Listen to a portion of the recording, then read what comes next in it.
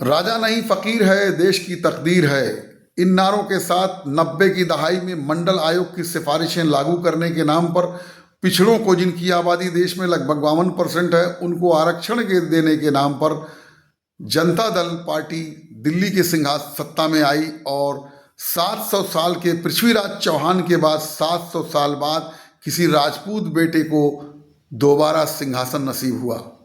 उस व्यक्ति का नाम था वीपी सिंह, विश्वनाथ प्रताप सिंह उर्फ वीपी सिंह,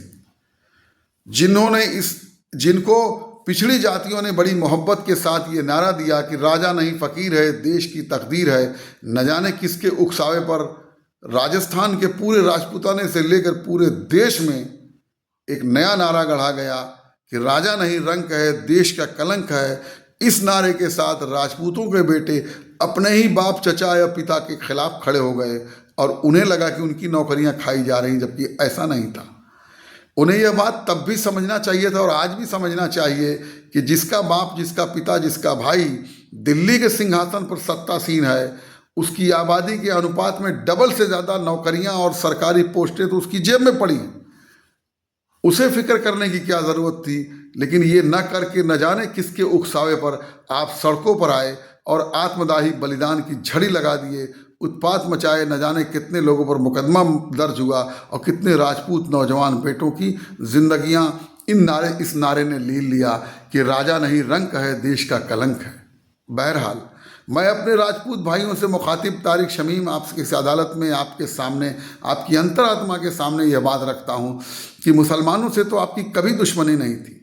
इतिहास में एक बार मुगल सम्राट ने आपके साथ बिरादराना सलूक किया और आपको बराबरी का दर्जा दिया, तो राजपूतों ने वफादारी की वो मिसाल कायम किया कि पूरे देश में सबने मुगलों से लोहा लिया, लेकिन मुगलिया सल्तनत की आखिरी ईंट खिसकने तक भी एक भी राजपूत के बेटे ने मुगलों के खिलाफ तलवार नहीं उठाई। अलबत्ता इसके बरक्स जब अंग्रेज़ों से पहला स्वाधीनता आंदोलन छिड़ा तो बहादुर शाह जफर मुगल आखिरी मुगल सम्राट को अपना नेता मान करके उनके साथ और उनके लोगों के साथ अंग्रेज़ों की तलवारों के जख्म सहे और फांसियों के तख्ते चूमे। फिर मुसलमानों से ऐसी नफरत क्यों हो गई आपको? इतिहास की वो फिल्में जो फर्जी फाइल्स के नाम पे बनाई जा रही हैं, या पद्मावत जैसी फिल्मों के नाम पर, जिस पद्मावती रानी का कहीं कोई वजूद नहीं इतिहास में। वो मलिक मोहम्मद जायसी एक कवि थे हिंदी के, उनके महाकाव्य की रचना का एक पात्र था। उसके नाम पर भड़क करके आप सड़कों पर आए, उसी प्रकार जैसे पिछड़ों के खिलाफ आप भड़क करके आए, जिनके वोटों से आपका बेटा, आपका भाई राजपूत राजा सिंहासन पर बैठा, आप उन्हीं को अपना दुश्मन मान लिए। और जिन्होंने आपको भड़काया इस आंदोलन में, उनका कोई बेटा साथ नहीं दिया, एक भी बच्चा नहीं मरा। किसी के ना मरे अच्छी बात है, लेकिन आपके फिर क्यों? क्या ये सोचने को तैयार नहीं?